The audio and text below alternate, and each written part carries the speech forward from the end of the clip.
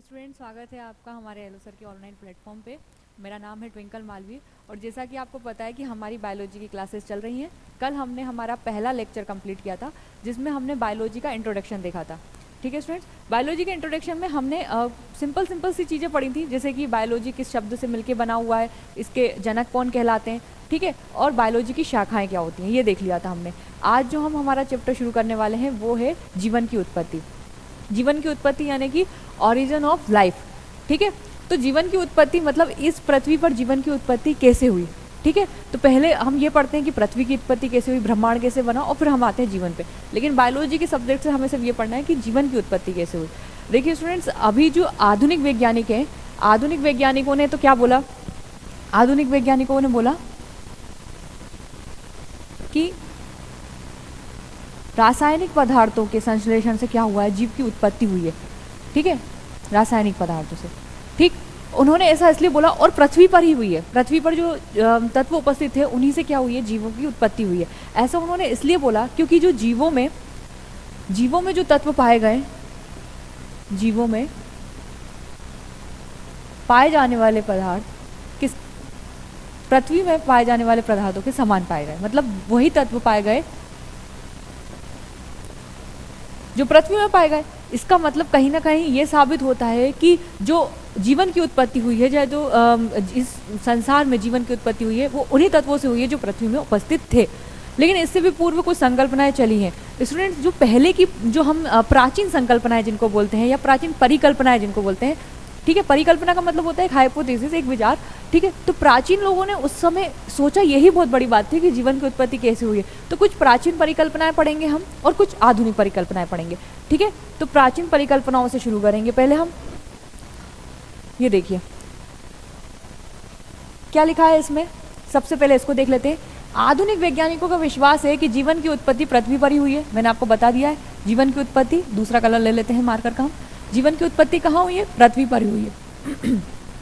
सजीव वस्तुओं में जो भी पदार्थ पाए जाते हैं पृथ्वी और उसके चारों तरफ के वातावरण में, वायुमंडल में मिलते हैं। मैंने आपको क्या बोला, जो पदार्थ से मिलके सजीव, यानी कि सजीवों में पाए जाने वाले पदार्थ है ना, जीवों में पाए जाने वाले पदार्थ पृथ्वी और उसके वातावरण में ही हमको मिल रहे हैं। इसीलिए आधुनिक वैज्ञानिक क्या कह रहे हैं कि जीवन की जो उत्पत्ति वो पृथ्वी पर ही हुई है, कहीं बाहर से नहीं हुई है। ठीक है, चलिए, तो अब क्या लिखा है, इन पदार्थों के जीवन की उत्पत्ति के संबंध में कुछ प्राचीन परिकल्पनाओं प्रयोगों पर आधारित वैज्ञानिक दृष्टिकोण प्रचलित है।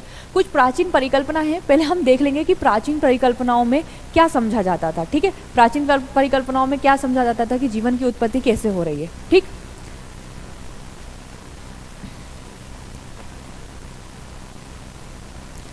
ठीक है, सबसे पहले इसमें दिया है स्वतः जननवाद का सिद्धांत, अरस्तु और वॉन हेलमोंट ने दिया हुआ है। ठीक है, तो हम एक स्लाइड इसमें ऐड कर लेंगे। प्राचीन परिकल्पनाओं में हम देखेंगे स्वतः जननवाद का सिद्धांत, स्वतः जननवाद का सिद्धांत, स्वतः जननवाद का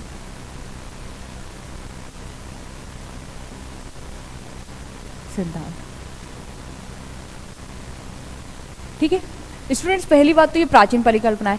स्वतः जननवाद, यदि हम इसको देखें, शब्द का मतलब देखें कि शब्द का मतलब क्या होता है, तो इस शब्द से वो ये कहना चाह रहे हैं कि जो जीवों की उत्पत्ति है वो स्वयं ही हुई है, अपने आप ही हुई है। यानी कि पृथ्वी में कुछ निर्जीव पदार्थ थे, उनसे ही क्या हो गई है, जीवन की उत्पत्ति हो गई है।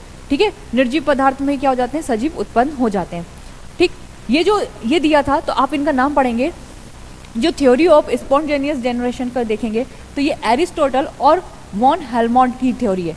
ठीक है, यानी कि इस सिद्धांत में आपको किसकी दिखेगी, इस सिद्धांत में अरस्तु का विश्वास था। यानी कि हम ये मान सकते हैं कि अरस्तु भी इसी सिद्धांत पे विश्वास रखते थे। स्वतः जननवाद, इन लोगों ने मतलब बहुत सी अलग अलग की चीज़ें बताई हैं, जैसे कि कीचड़ से मछली बन जाती है। देखिए प्राचीन है, उस समय ऐसा सोचना ही बहुत बड़ी बात थी कि जीवन की उत्पत्ति कैसे हुई है। जैसे कीचड़ या बालू से क्या बनना, मछलियों का बनना। ठीक है, और जो पत्तियों पे ओस की बूंद जमी रहती है, पत्तियों पे जमी ओस की बूंदों से, पत्तियों पे ओस की बूंदों से छोटे छोटे कीटों की उत्पत्ति होना, ऐसा माना जाता था। और जो वॉन हेलमोंट है, उन्होंने तो यह तक कह दिया कि यदि हम किसी पसीने से भीगी कमीज को, पसीने से भीगी कपड़े को या फिर कमीज को पसीने से, किसने कहा? वॉन हेलमोंट ने। वॉन हेलमोंट का ये विचार था, हेलमोंट का ये विचार था कि पसीने से भीगी कमीज को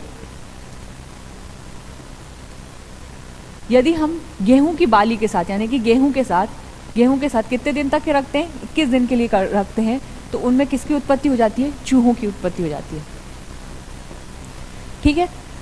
बाद में ये माना गया, आप लोग खुद जानते हैं कि ऐसे तो किसी भी जीव की उत्पत्ति नहीं हो सकती, ना ही गेहूं से ऐसे चूहों की उत्पत्ति हुई होगी और ना ही ऐसे कीट पतंग होगी। ऐसा हो सकता है कि बेशक वो गेहूं को खाने के गेहूं को ढूंढते ढूंढते वो चूहा उस जगह आ गया और इन्होंने ऐसा समझ लिया हो कि गेहूं के और पसीने की कमी से ये क्या हो गए, चूहे की उत्पत्ति हो गई। ठीक है। तो ये प्रारंभ में ये कुछ धारणाएं प्रचलित थी जिसे हम स्वतः जननवाद का सिद्धांत करते हैं, क्या यानी कि अपने आप ही क्या हो गया है, जीवन की उत्पत्ति हो गई है निर्जीव पदार्थों से, ये मानना था इनका। ठीक है। और अरस्तु और वॉन हेलमोंट क्या थे? इस सिद्धांत को मानने वाले थे। अब हम यदि यदि हम दूसरे सिद्धांत की बात करें तो ये जीवांत जीवनोत्पत्ति का सिद्धांत कौन है? फ्रांसिस्को रेडी, लेजरो स्पेनजोनानी और लुई पाश्चर। फ्रांसिस्को रेडी, लेजरो और लुई पाश्चर, ये 3 लोग मानने वाले थे कि ये क्या है, ये जो सिद्धांत है ये जीवांत जीवनोत्पत्ति का सिद्धांत इनने दिया, यानी कि लिविंग ऑर्गेनिज्म का सिद्धांत इनने दिया। हम देख लेते हैं कि ये जीवांत जीवनोत्पत्ति का सिद्धांत क्या होता है। ठीक है, हम देख लेते हैं कि ये जीवांत जीवनोत्पत्ति का सिद्धांत क्या होता है। सेकंड है हमारा जीवांत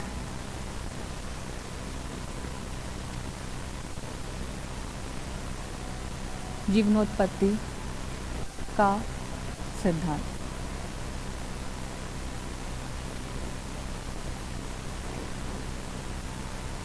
देखिए, अब आपको वर्ड से, जो हिंदी मीडियम वाले हैं या जो इंग्लिश मीडियम वाले भी हैं स्टूडेंट्स, दोनों तरीके के, आपको अगर वर्ड से मतलब समझना हो तो आप कैसे समझेंगे कि देखिए पहले क्या लिखा था कि स्वतः जननवाद का सिद्धांत, यानी कि जो जीव हैं वो खुद ब खुद निर्जीव पदार्थों से क्या हो जा रहे हैं, उत्पन्न हो जा रहे हैं। लेकिन यहाँ जीवांत जीवनोत्पत्ति का सिद्धांत है, तो इसमें इन्होंने बोला है कि एक जीवन ही दूसरे को नया जीवन दे सकता है, यानी कि सजीवों से ही सजीवों का निर्माण क्या होता है, संभव होता है। अब इन्होंने क्या किया, इन्होंने एक प्रयोग किया। किसने? फ्रांसिस्को रेडी ने। यहाँ थोड़ा सा आपको इंटरेस्टिंग लगेगा, एक प्रयोग किया किसने? फ्रांसिस्को रेडी ने।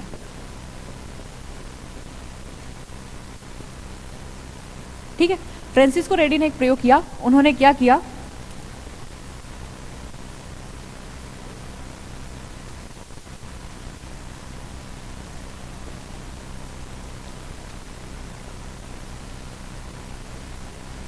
ये 3 कांच के बीकर लिए उन्होंने। पहले 4 अलग अलग तरीके के मांसों को उन्होंने उबाल लिया, मांस जो रहता है उसको उबाला और उसको 3 बीकरों में क्या कर दिया, 3 अलग अलग बीकरों में उनको रख दिया। एक को उन्होंने खुला छोड़ दिया, यानी कि ये बीकर कैसा है, खुला है। ठीक है, एक को उन्होंने क्या किया, एक को उन्होंने कपड़े से बांध दिया, इसको क्या कर दिया, कपड़े से ढक दिया, बांध दिया, कपड़े से रख के पूरा पैक कर दिया, और एक में उन्होंने क्या कर दिया, कॉर्क लगा दिया, ये समझ लीजिए। ठीक है, फिर उन्होंने इसका परीक्षण किया कि अगर निर्जीव पदार्थों से जीवन की उत्पत्ति होगी तो हमें तीनों पे ही जीवन दिखना चाहिए भाई। ठीक है, तो इन्होंने देखा, कुछ समय बाद इन्होंने पाया कि जो बीकर खुला था उस पे क्या है, उस पे उन्होंने मक्खियां देखी। ठीक है, क्योंकि मक्खियों ने वहां बैठकर अपने अंडाणु दिए थे, तो उसमें मक्खियों की उत्पत्ति हो गई थी, यानी कि कीटों की। ठीक है, कीटों के अंडाणु वहां पर उन्होंने छोड़ दिए थे, मक्खियों ने अपने अंडाणु छोड़ दिए थे, इसलिए वहां पर क्या हुआ, कीट दिखे। जहां पर कपड़े थे वहां पर भी उन्होंने मक्खियां देखी, लेकिन अंडाणु नहीं देखे क्योंकि वो अंदर नहीं जा सके, और ये कॉर्क में इन्होंने कोई परिवर्तन नहीं देखा। तो कहने का मतलब ये है कि जो जीवन की उत्पत्ति है वो जीवन से ही हो सकती है, सजीव ही सजीव को जन्म दे सकते हैं, कोई निर्जीव वस्तुओं से नहीं हो सकती। यानी कि जो स्वतः जननवाद का हमारा सिद्धांत था उसका खंडन किया किसने, फ्रांसिस्को रेडी ने, और उन्होंने बताया कि अगर स्वतः जननवाद है तो इस बीकर में भी हमें क्या मिलनी चाहिए थी, मक्खियां या कीट मिलने चाहिए थे, लेकिन ऐसा नहीं हुआ। ठीक है, फ्रांसिस्को रेडी के इस विचार का समर्थन दो लोगों ने और किया है, जिन्होंने आपने देखा होगा, लुई पाश्चर और लेज़रो। इन दोनों ने क्या किया है, इन दोनों ने इनका समर्थन किया है। इसीलिए जीवन जीवनोत्पत्ति में हम क्या करते हैं, इन तीनों का नाम हम पढ़ते हैं। ठीक है, तो ये आपको याद रखना है। अब हम आते हैं तीसरे सिद्धांत पे। तीसरा क्या है हमारा, ब्रह्मांडवाद का सिद्धांत। रिश्टर, अर्हेनियम और होयल, इन तीनों ने दिया है। ठीक है, हम इसको भी देख लेते हैं कि ब्रह्मांडवाद का सिद्धांत क्या होता है।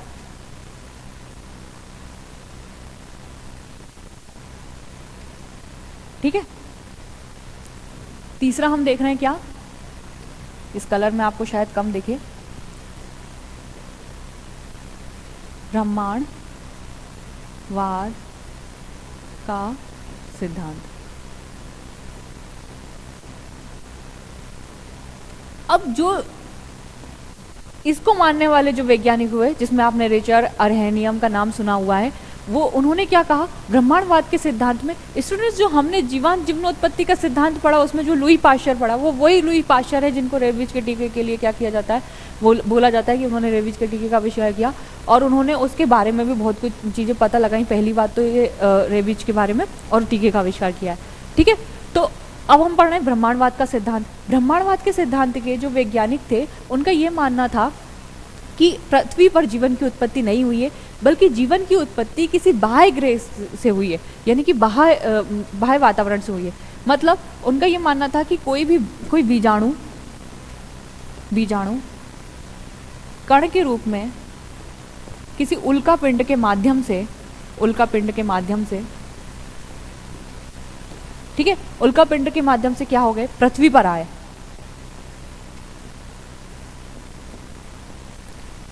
आए, और इससे क्या हुआ, और इससे जीवन की उत्पत्ति हुई।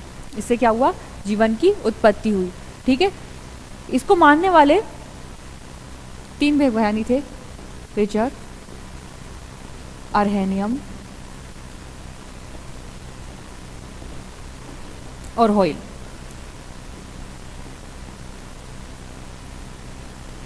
ठीक है, ये 3 वैज्ञानिक थे जो इसको मानते थे। अब स्टूडेंट्स, ये तीनों जो सिद्धांत हैं, ब्रह्मांडवाद का सिद्धांत बोलते हैं, जीवनोत्पत्ति का सिद्धांत बोलते हैं, जीवन जीवनोत्पत्ति का सिद्धांत, या फिर हमारा स्वतः जननवाद का सिद्धांत बोलते हैं। ये तीनों सिद्धांत कैसे सिद्धांत थे, ये तीनों सिद्धांत प्राचीन सिद्धांत थे। ठीक है, यानी कि प्राचीन संकल्पनाएं थी। अब हम आते हैं आधुनिक पे। आधुनिक में मैंने आपको क्या बताया कि आधुनिक वैज्ञानिक क्या बोलते हैं। यहाँ हम थोड़ा सा देख लेते हैं कि आधुनिक वैज्ञानिक क्या बोलते हैं कि रासायनिक पदार्थों से क्या हुआ है, रासायनिक पदार्थों के संश्लेषण से क्या हुआ है, जीवन की उत्पत्ति हुई है। इनका ये मानना था कि जो कार्बनिक यौगिक, रासायनिक पदार्थों के संश्लेषण से मतलब कार्बनिक यौगिकों की उत्पत्ति हुई है, ये समुद्र में घुल गए हैं और समुद्र से ही प्रथमतः जीवन की उत्पत्ति हुई है। ठीक है, और इसमें हमें सबसे पहला जो नाम मिलता है वो किसका मिलता है, ओपेरिन का, ओपेरिन। ठीक है भाई, ये जो ओपेरिन महोदय थे, इन्होंने इस संबंध में बताया कि कैसे छोटे अणु थे, फिर वो बड़े अणु बने, जटिल अणु बने, फिर उसके बाद कैसे कैसे हुआ सब जीवन की उत्पत्ति। और इन्हीं की इस संकल्पना को हम क्या बोलते हैं, आधुनिक संकल्पना बोलते हैं। अब यदि इन्होंने जो स्टेपें बताई जिस हिसाब से जीवन की उत्पत्ति हुई, उसको हम 5 चरण और 2 भागों में मिलकर पढ़ते हैं। ठीक है, इनकी जो स्टेपें हैं मतलब जीवन की उत्पत्ति की, वो उन्होंने सरल तरीके से पढ़ने के लिए हमने उसे 5 चरणों में मिलकर पढ़ा है।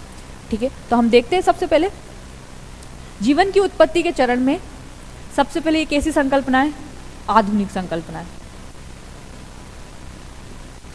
आधुनिक संकल्पना। ठीक है, आधुनिक संकल्पना है। आधुनिक संकल्पना में हमने देखा कौन का है, ओपेरिन के जो चरण है, ओपेरिन के ने जो बताया है कि जीवन की उत्पत्ति कैसे हुई, उसको हम चरणों में पढ़ना है। उनको उस चरण को हम 2 भाग में पढ़ सकते हैं। एक होता है रासायनिक विकास, यानी कि रासायनिक विकास कैसे हुआ, और फिर जैव विकास, है ना। उसमें हम देख लेंगे जैव विकास में कि कोशिका तक बनने का हमें क्या, एक कोशिका बन जाएगी। स्टूडेंट्स, कल हमने पढ़ा था, आप लोगों को ध्यान हो तो मैंने बोला था जैसे एक घर यानी कि एक दीवार कैसे बनती है, छोटी छोटी ईंटों से मिलकर बनती है और फिर धीरे धीरे एक दीवार बनती है और घर बनता है। ऐसे ही मैंने बताया था किसी भी जीव का शरीर, सजीव का शरीर किससे मिलकर बना होता है, छोटी छोटी कोशिकाओं से मिलकर बना होता है। कोशिका उसकी संरचनात्मक और कार्यात्मक इकाई होती है। तो यदि कोशिका का निर्माण हो जाएगा तो हम ये समझेंगे कि उस कोशिका से अनेक कोशिकाएं बनेंगी। ठीक है, और उससे एक कोशिकी, बहुकोशिकी और बहुत से तरीके के जीव बनेंगे। तो हमें ये चरण वहाँ से लेके जाना है जहाँ पृथ्वी पर कुछ तत्व उपस्थित थे, और वहाँ से लेकर हम पहुँचेंगे कहाँ तक, कोशिका के निर्माण तक। ठीक है, तो 4 चरण हमें रासायनिक चरण में पढ़ने हैं, फर्स्ट, सेकेंड, थर्ड और फोर्थ। 4 चरण हम रासायनिक विकास में पढ़ेंगे, और 5वां जो चरण होगा हमारा, 5th जो चरण होगा हमारा, वो कौन सा होगा, जैव विकास का चरण होगा। ठीक है, चलिए तो हम शुरू कर रहे हैं हमारे पहले चरण से। ठीक, चलिए पहले चरण को बोलते हैं साधारण अणुओं का निर्माण। पहले चरण को क्या बोल रहे हैं, साधारण अणुओं का निर्माण। ठीक है स्टूडेंट्स, इस चरण में यह माना गया है कि पृथ्वी पर, एक मिनट रुकिएगा,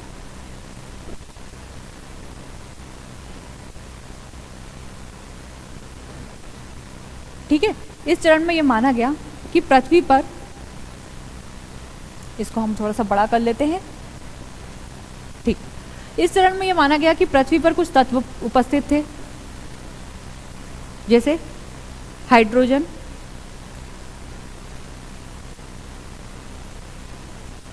जैसे कलर चेंज कर लेते हैं थोड़ा सा, जैसे हाइड्रोजन। स्टूडेंट्स, ये जो हम पढ़ रहे हैं जीवन की उत्पत्ति, इसको अगर आप अच्छे से समझेंगे तो आपको आगे की और चीज़ें बहुत अच्छे से समझ में आएगी। आपको सिर्फ समझना है, ऐसा नहीं कि आपको बिल्कुल ही रटा जाए, लेकिन आपको समझना है कि जीवन की उत्पत्ति के चरण होते हैं, ऑपेरिन ने किया है। ठीक है, हाइड्रोजन,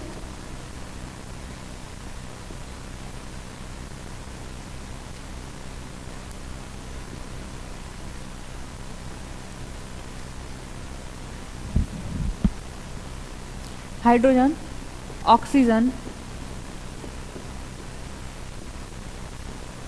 नाइट्रोजन,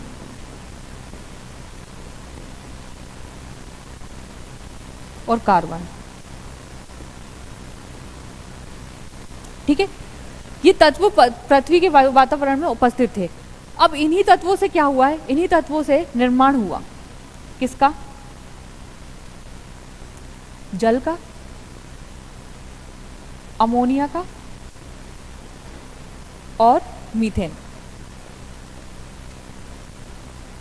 मतलब पृथ्वी के वातावरण में उपस्थित तत्व से, वातावरण में, वायुमंडल में ये लोग ये गैसीय अवस्था में उपस्थित है, इनसे क्या निर्माण हुआ, जल, अमोनिया, मीथेन। स्टूडेंट्स, आपको पता होगा कि पृथ्वी क्या थी, एक आग का गोला थी, धीरे धीरे ठंडी हुई, गैसीय पिंड बनी, और फिर ठंडी हो के अभी हमें इस रूप में दिखती है। तो ये माना गया है कि जैसे जैसे पृथ्वी ठंडी हुई तो यहाँ पर क्या हुआ, वो गैसों के बादल बने, और बादल से लगातार कई समय तक क्या होती रही, वर्षा होती रही, वर्षा, कई समय तक वर्षा होती रही।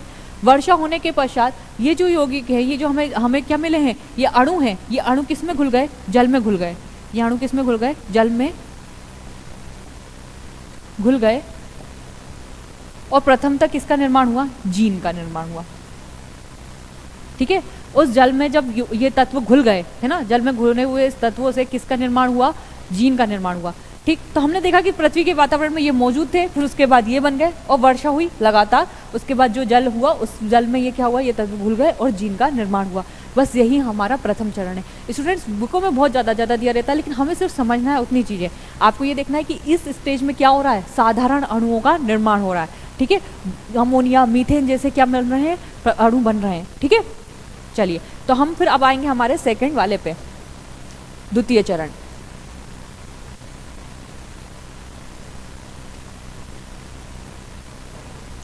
ठीक है, सेकंड हम देख रहे हैं, सेकंड क्या है, कार्बनिक अणुओं का निर्माण। कार्बनिक अणुओं का निर्माण। स्टूडेंट्स, आपको पता है कि जो मीथेन है, मीथेन,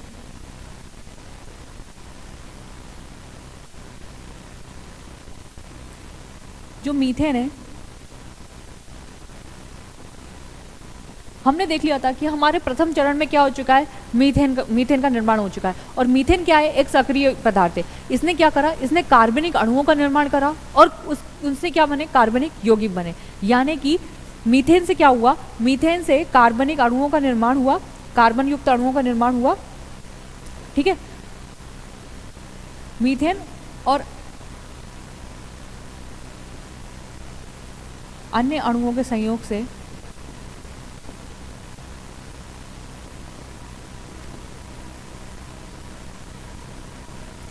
कार्बन युक्त अणुओं का निर्माण हुआ, कार्बन युक्त अणुओं का निर्माण हुआ। और ये कार्बन युक्त अणुओं के निर्माण से, और ये अणु जब आपस में समूहों के रूप में, है ना, अणु जब आपस में समूह के रूप में एकत्रित हो गए तो क्या बने, कार्बन यौगिक बने। कार्बन यौगिक का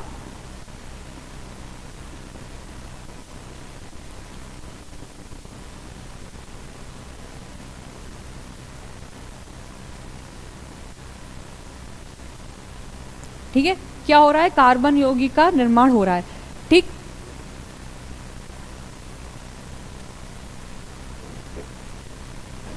ठीक है। अन्य अणु, या फिर आप यहां पर लिख सकते हैं अन्य यौगिक। ठीक, अन्य यौगिक।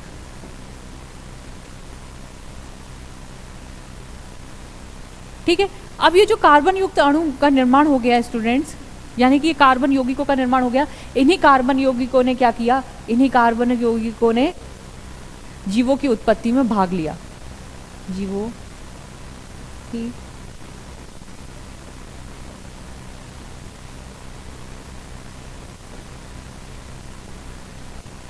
देखिए, इनको बनने के लिए ऊर्जा क्या कहाँ से मिल रही थी, इनको बनने के लिए ऊर्जा मिल रही थी सूर्य से और संश्लेषण की क्रिया से। देखो, संश्लेषण की क्रिया द्वारा क्या हुआ, इनका निर्माण हुआ। संश्लेषण की क्रिया द्वारा क्या हुआ, इनका निर्माण हुआ। और इनको एनर्जी की हम बात करें तो वो कहाँ से मिल रही थी, सूर्य से मिल रही थी। ठीक है। अब इन जीवन की उत्पत्ति में इनने भाग लिया। और ये किस तरीके के कार्बन यौगिक थी, जैसे कि आप देख सकते हैं शर्करा। ठीक है। तो पहले चरण में हमने देख लिया कि सिंपल अणु थे, सिंपल अणु से क्या बने, मीथेन, मीथेन बन गए। साधारण अणु का निर्माण हो गया, साधारण अणुओं से क्या बने, कार्बनिक अणुओं का निर्माण हुआ, यानी कि कार्बनिक यौगिक, कार्बन यौगिक का निर्माण हुआ। और उन कार्बन यौगिकों ने क्या किया है, जीवों की उत्पत्ति में भाग लिया है। ठीक है। यहां तक हमारा क्या हो जाता है, द्वितीय चरण हो जाता है हमारे यहाँ पर क्या, कंप्लीट हो जाता है। ठीक है। अब हम देखेंगे कि तीसरा चरण क्या है। ठीक, शर्करा, और आप एक चीज और लिख सकते हैं, अमीनो अम्ल, है ना, अमीनो अम्ल। ये वो कार्बन यौगिक थे जिनका निर्माण हुआ। अब हम तीसरा चरण देख रहे हैं स्टूडेंट्स। आपने देख लिया कि अभी हमारे पास कार्बन यौगिक बन चुके हैं, कार्बन अणुओं का निर्माण हो चुका है। अब हम क्या कहेंगे, देख रहे हैं उन कार्बन यौगिक या कार्बन अणुओं से जटिल जटिल, अभी तो कैसे बने थे, वो सिंपल बने थे, अब जटिल। जटिल का मतलब क्या होता है, जैसे मैं आपको बता दूं, जैसे आप देखेंगे इसमें, इस स्टेज में आप लोग जाके देखेंगे कि पॉलीसेकेराइड अणु बनते हैं। पॉलीसेकेराइड कैसे बनते हैं, पॉलीसेकेराइड अणु बनते हैं। देखिए स्टूडेंट्स, यदि आपके पास एक छल्ला है, छल्ला टाइप की चीज है, और मैं आपको उसमें बहुत सारे, मतलब ऐसे वो एक रिंग है आपको, ठीक है, और मैं आपको उस रिंग में बहुत सारी रिंग जोड़ दूं तो क्या बन जाएगी, वो एक चेन टाइप की बन जाएगी। तो इसमें होता है, एक होता है, इसको बोलते हैं पॉलीमर, बहुलक बन जाना, यानी कि जटिल अणु बन जाना। एक सिंपल अणुओं के उसके बहुत सारे अणु आपस में मिल जाते हैं तो क्या बनते हैं, जटिल अणुओं का निर्माण होना। तो इसमें क्या हुआ, बहुत सारे पॉलीसेकेराइड बने। जैसे कि आप लोगों ने नाम सुना होगा स्टार्च। स्टार्च क्या है, एक पॉलीसेकेराइड है। यदि हम कार्बोहाइड्रेट पढ़ेंगे तब भी हम पढ़ेंगे स्टार्च के बारे में, हम जब पोषण वाला चैप्टर पढ़ेंगे तब हम पढ़ेंगे स्टार्च के बारे में। स्टार्च, सेल्यूलोज,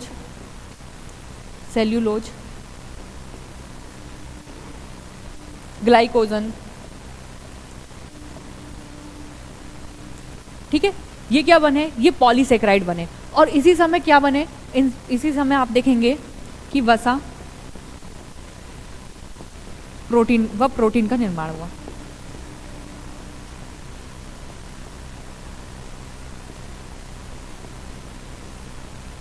किसका निर्माण हुआ, वसा और प्रोटीन का निर्माण हुआ। ठीक है, ठीक। अब ये जो वसा और प्रोटीन का निर्माण हुआ स्टूडेंट्स, इनने इस प्रक्रिया में उत्प्रेरक का रूप में काम किया। उत्प्रेरक क्या होते हैं स्टूडेंट्स, जो किसी भी अभिक्रिया को क्या कर देते हैं, बढ़ा देते हैं। तो ये प्रोटीन और वसा ने क्या किया, उत्प्रेरक के रूप में क्या काम किया।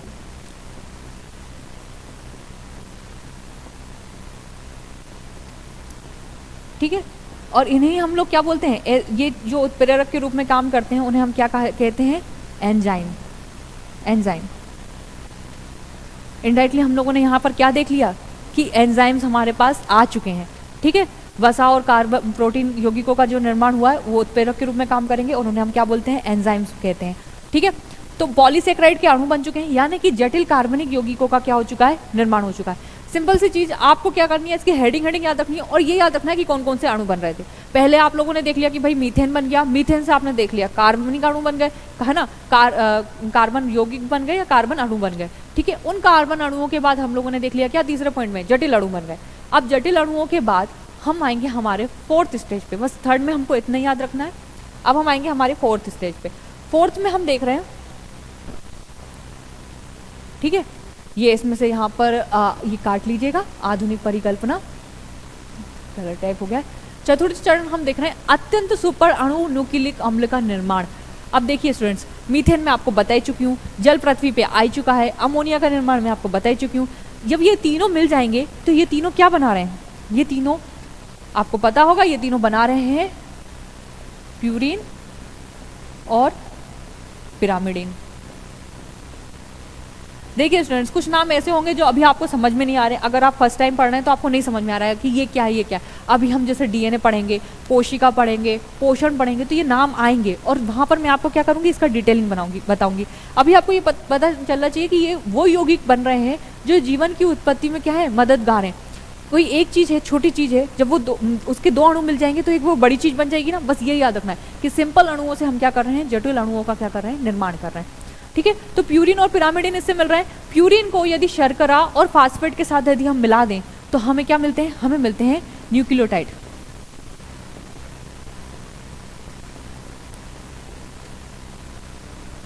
न्यूक्लियोटाइड हमें मिलते हैं और ये न्यूक्लियोटाइड का जो हम क्या करते हैं, इस न्यूक्लियोटाइड से हमें क्या मिलते हैं, न्यूक्लिक अम्ल मिलते हैं। इससे हमें क्या मिलते हैं, न्यूक्लिक अम्ल मिलते हैं।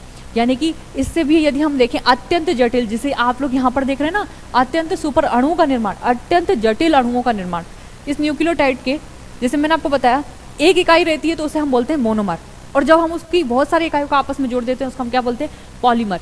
तो ऐसे ही न्यूक्लियोटाइड जब आपस में मिल जाते हैं तो अत्यंत जटिल अणुओं का निर्माण होता है और उसे हम क्या बोलते हैं, न्यूक्लिक अम्ल, ठीक है, न्यूक्लिक अम्ल बोलते हैं उसे, ठीक। तो यहां तक की बात हमारी क्या हो गई है, कंप्लीट हो गई है। न्यूक्लिक अम्ल देख लिया है हम लोगों ने,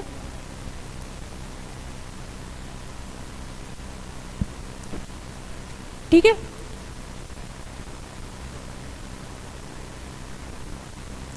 अब स्टूडेंट्स, मैंने आपको बताया ये सारी क्रिया कहाँ हो रही है, ये सारी क्रिया हो रही है जल में, क्योंकि पृथ्वी पे क्या है, पृथ्वी पे जल मौजूद है, पृथ्वी जलमग्न है, पृथ्वी पे जल मौजूद है। अब ये समुद्र में ये न्यूक्लिक अम्ल का निर्माण हो रहा है, यही जीवों की उत्पत्ति का जिम्मेदार है, ठीक है। ये न्यूक्लिक अम्ल स्टूडेंट्स, आपने नाम सुना होगा डॉक्टर हरगोविंद खुराना, डॉक्टर हरगोविंद खुराना जिनको नोबेल पुरस्कार दिया गया, ठीक है। उन्होंने क्या किया था, इस न्यूक्लिक अम्ल के जो निर्माण है ना, इसका संश्लेषण, यानी कि इसका संश्लेषण कहाँ किया था, प्रयोगशाला में किया था। मतलब आप सोचिए कि उन्होंने न्यूक्लिक अम्ल को प्रयोगशाला में संश्लेषित किया, ठीक है। तो उनके इस कार्य के लिए उन्हें क्या किया गया था, नोबेल पुरस्कार दिया गया था। इन्होंने क्या किया था, प्रयोगशाला में। भाई ये तो हम मान के चल रहे हैं ना कि पृथ्वी में ऐसा हुआ है, ठीक है, धीरे धीरे ही सही कालांतर में ये चीजें हुई हैं, लेकिन उन्होंने प्रयोगशाला में ऐसे क्या करा, इसे संश्लेषित किया, प्रयोगशाला में। किसने, डॉक्टर हरगोविंद खुराना, और इसीलिए उन्हें नोबेल पुरस्कार भी दिया गया। भारत के हैं आप लोग, ये पॉइंट बहुत अच्छे से याद रखना, बुक्स में कहीं कहीं मिलता है, कहीं कहीं नहीं भी मिलता है, लेकिन आपको ये याद रखना है कि न्यूक्लिक अम्ल को क्या किया था, उन्होंने प्रयोगशाला में निर्मित किया था, ठीक है। अब ये न्यूक्लिक अम्ल क्या बन जाएंगे स्टूडेंट्स, समुद्र में घुले हैं और इन्हीं से क्या हो रहा है, जीव की उत्पत्ति हो रही है, ये आपको समझ में आ गया, ठीक है। न्यूक्लिक अम्ल न्यूक्लियोप्रोटीन बनाते हैं और जैसे जैसे उनमें म्यूटेशन यानी उत्परिवर्तन होता रहता है तो ये नए प्रकार के न्यूक्लियोप्रोटीन मिलते हैं। यानी कि न्यूक्लिक अम्ल से हमें बाद में क्या देखने को मिलते हैं, न्यूक्लियोप्रोटीन, ठीक है। मैं आप लोगों को, आप लोग टेंशन मत लीजिए, मैं आपको शुरुआत से एंड तक एक बार और पूरा समझा दूंगी जिससे आपको बहुत अच्छा समझ में आ जाएगा, ठीक है। न्यूक्लियोप्रोटीन बने। अब ये न्यूक्लियोप्रोटीन के बाद हमने देखा था कि पांचवा चरण जो है, ये तो हमारे हो गए क्या, रासायनिक भाग, ठीक है। रासायनिक विकास कैसे हुआ आप देख रहे हैं, इसमें कोई ना कोई रिएक्शन हुई। अब हम आएंगे जैव विकास में, क्यों, क्योंकि आप देख रहे हैं जैव विकास यानी कि जो पांचवा चरण है उसमें क्या हो रहा है, उसमें कोशिका की क्या हो रही है, उत्पत्ति हो रही है, ठीक है। ये है हमारा पांचवा चरण। मैं इसमें हेडिंग डाल देती हूँ, 5वां चरण जैव विकास।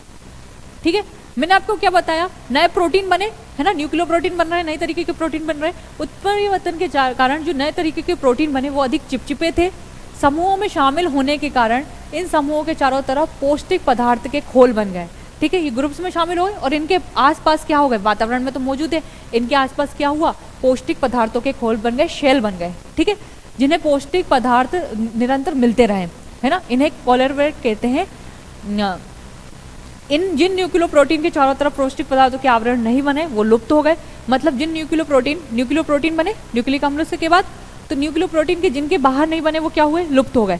और जो जिनके बाहर बने उन्हें तो न्यूट्रिशन मिल ही रहा है ना, ऑब्वियसली। ठीक, तो न्यूक्लियोप्रोटीन के चारों तरफ पौष्टिक आवरण नहीं बना, वो लुप्त हो गए। इस प्रकार अनेक न्यूक्लियोप्रोटीन के समूह जल में खनिज, लवण तथा कार्बोहाइड्रेट पौष्टिक पदार्थ के सदस्य रचनाओं के आवरण से घिर गए और इससे कोशिका का क्या हुआ, निर्माण हुआ। ये कोशिका निर्माण का पहला चरण है। स्टूडेंट्स, अब यहीं तक हमें समझना था कि इससे क्या होता है, कोशिका का निर्माण होता है। ये कोशिका निर्माण का पहला चरण है। ठीक, कोशिका के बाद क्या हो गया, कोशिका के बाद धीरे धीरे अनेक कोशिकाएं मिली, उनसे ऊतक बने, ऊतक से ऊतक मतलब ऊतक के बाद क्या बने, अंग बने, अंग से अंग तंत्र बने और अंग तंत्र से क्या बना, हमारा शरीर बना। तो ये जीवन की उत्पत्ति का सिद्धांत है। स्टूडेंट्स, आप लोगों को एग्जाम पॉइंट ऑफ व्यू से बस आपको याद रखना है कि इसकी 5 स्टेज हैं। ऑपेरिन के हमने ये जो सिद्धांत हम पढ़ रहे हैं ये ऑपेरिन के चरण है। ठीक है, एक तरह से उन्होंने जो थ्योरी दी हुई है उसको हमने चरणों में बांट लिया है। ठीक है, तो ये ऑपेरिन महोदय का था। फिर आपको हमें प्राचीन संकल्पनाएं कुछ याद रखनी है।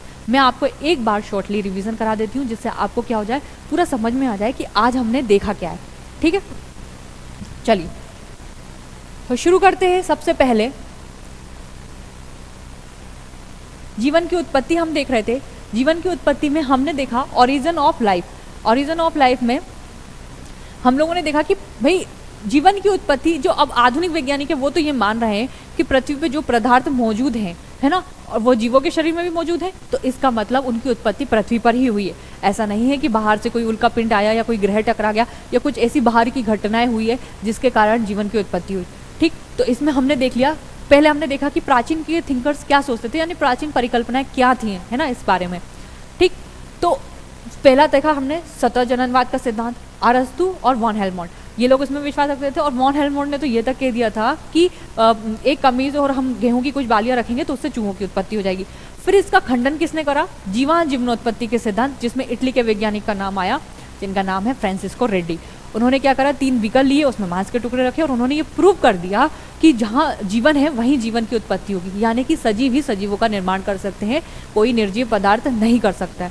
ठीक है, फिर उसके बाद ब्रह्मांडवाद का सिद्धांत आया, रिचर्ड अनहेनियम हॉयल। उन्होंने क्या बोला कि कोई बीजाणु जो कण है वो कहाँ से आ गए, किसी उल्कापिंड के माध्यम से पृथ्वी पर आ गए। पर बाद में क्या हुआ, इस विचार को भी वो प्रूफ नहीं कर पाए कि भाई ये कैसे हुआ। फिर कालांतर में जो हम आधुनिक देखते हैं, तो आधुनिक परिकल्पनाओं में ये बोला कि पृथ्वी पे कुछ रासायनिक पदार्थ बने, उन रासायनिक पदार्थ से कार्बनिक यौगिक बने, कार्बनिक यौगिक से जटिल यौगिक बने और कोशिका का निर्माण हुआ। ठीक है, तो ये तो हमने तीनों देख लिए। और ये ऑपेरिन की संकल्पना थी कि समुद्र में घुले हुए इन जटिल अणुओं से क्या हुआ है, जीव की उत्पत्ति हुई है। ठीक है, तो ऑपेरिन ने जो थ्योरी दी उसको हमने 5 चरणों में पढ़ना है। 5 चरणों को भी हमने 2 पार्ट में देखा है। 4 चरण हमने देखे रासायनिक विकास तक, ठीक है, जहाँ तक रासायनिक विकास होता है, और 5वां चरण वहाँ पर जहाँ पर हम कोशिका के निर्माण तक क्या होते हैं, पहुँच जाते हैं। ठीक है, तो पहले चरण में हमने क्या देख लिया कि सिंपल यौगिक अणुओं का निर्माण हुआ है, मतलब हाइड्रोजन, ऑक्सीजन, नाइट्रोजन ये गैसेस तो थी, इनसे क्या बने, जल, अमोनिया, मीथेन बन गए।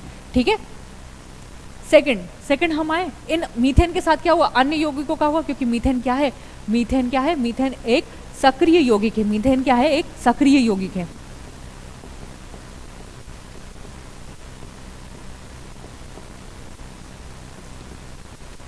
मीथेन क्या है, सक्रिय यौगिक है। जब ये अन्य यौगिकों से मिला तो इसमें कार्बन युक्त अणुओं का निर्माण हुआ और उससे कार्बनिक यौगिकों का निर्माण हुआ, जो जीवन की उत्पत्ति में, जीवों की उत्पत्ति में क्या करते हैं, पार्टिसिपेट करते हैं। ठीक है, फिर हम नेक्स्ट आए तृतीय चरण देख लिया हमने, द्वितीय चरण देख लिया हमने, तृतीय चरण पे हम आए तो अब क्या बने, अब पॉलीसेकेराइड बने। ठीक है, जो कार्बनिक यौगिक हैं, यानी कि अभी तो वो सिंपल फॉर्म में थे, अब उनके क्या बने, अब उनके पॉलीसेकेराइड बने, और उसी से क्या मिला हमें, वसा और प्रोटीन का निर्माण हुआ। प्रोटीन किसके रूप में काम कर रहे हैं, उत्प्रेरक के रूप में काम कर रहे हैं। ठीक है,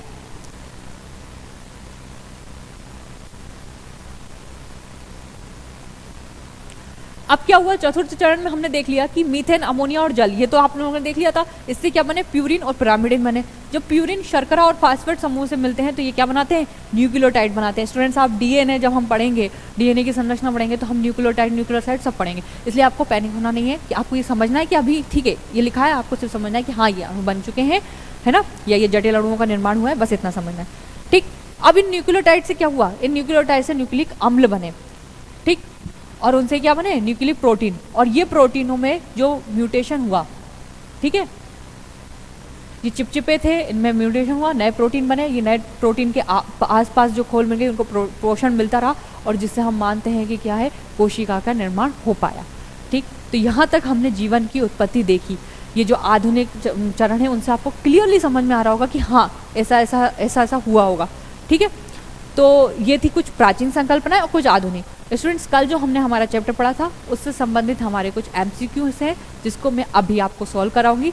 आप लोगों को आंसर क्या करना है, कमेंट में देते रहना है। ठीक है, थोड़ा थोड़ा सा टाइम भी लेंगे हम, जिससे आप क्या कर पाए, आंसर दे पाए। चलिए, तो पहला क्वेश्चन ये है कि जीव विज्ञान शब्द का सबसे पहले प्रयोग किसने किया। शब्द का प्रयोग, मैं ये नहीं बोल रही हूँ जीव विज्ञान की जनक किसे कहा जा रहा है या फादर ऑफ बायोलॉजी, मैं बोल रही हूँ इस पर्टिकुलर वर्ड यानी कि बायोलॉजी, जिसे हम बायोलॉजी बोल रहे हैं, इस शब्द का प्रयोग करने वाले प्रथम व्यक्ति कौन थे। ये कल की क्लास में मैंने आपको बताया हुआ है। आप लोग सब लोग फटाफट क्या करेंगे, कमेंट करेंगे, उसके बाद हम देखेंगे कि आखिर वो कौन है। ठीक है, चलिए, तो आप लोगों के आंसर आ चुके होंगे। मैं आपको बता दे रही हूँ इसका प्रयोग किया है किसने, लेमार्क और ट्रेविरेनस ने। किसने किया है, लेमार्क और ट्रेविरेनस ने किया है। ठीक, तो ये क्या हो जाएगा, ये इसका हो जाएगा आंसर सही। सेकंड हम देख लें,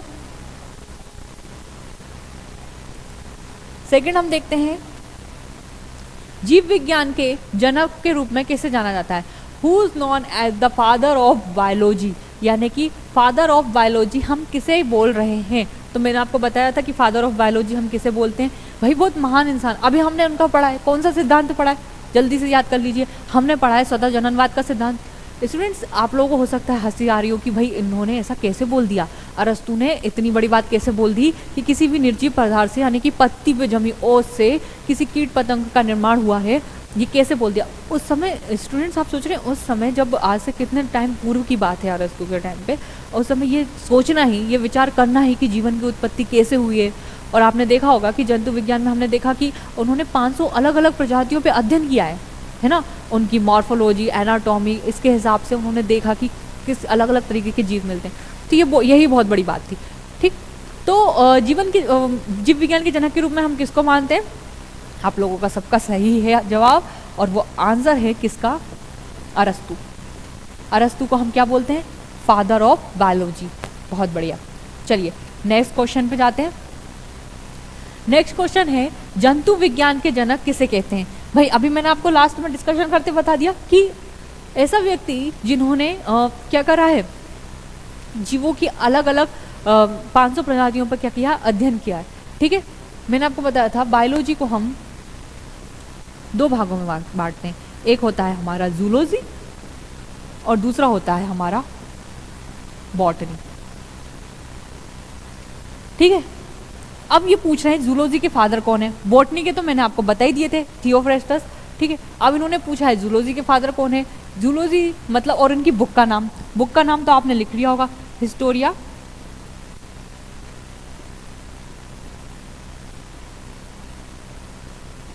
एनिमिलिया या एनिमिलियम। ठीक है, तो ये आपको समझ में आ गया। अब जल्दी से याद कर लीजिए कि ये बुक है किसकी, तो ये बुक है किसकी, अरस्तु जी की। ठीक है, बहुत बढ़िया। और अरस्तु को हम क्या बोलते हैं, जंतु विज्ञान का जनक भी हम किसे बोल रहे हैं, अरस्तु को बोल रहे हैं। ये हमारा क्या है, राइट आंसर है। ठीक है, नेक्स्ट पे हम जाते हैं।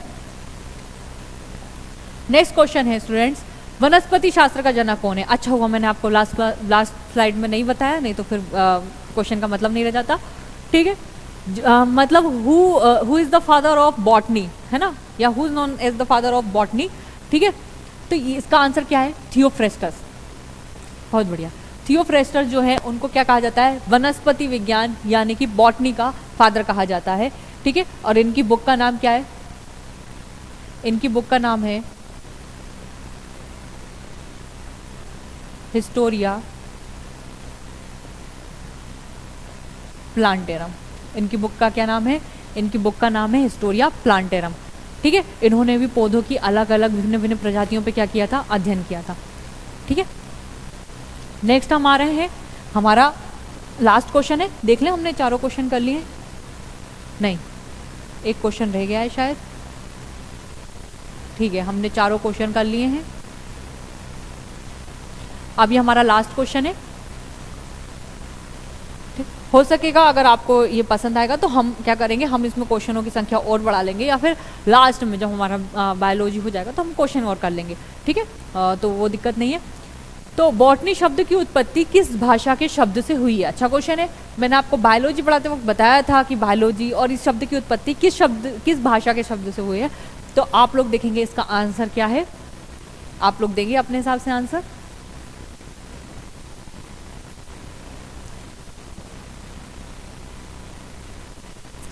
चलिए तो इसका आंसर क्या है, इसका आंसर है ग्रीक। बहुत बढ़िया। किस शब्द से हुई है, ग्रीक भाषा के शब्द से हुई है, ठीक। तो मैंने आपको जब भी बताया था तब कि बायोलॉजी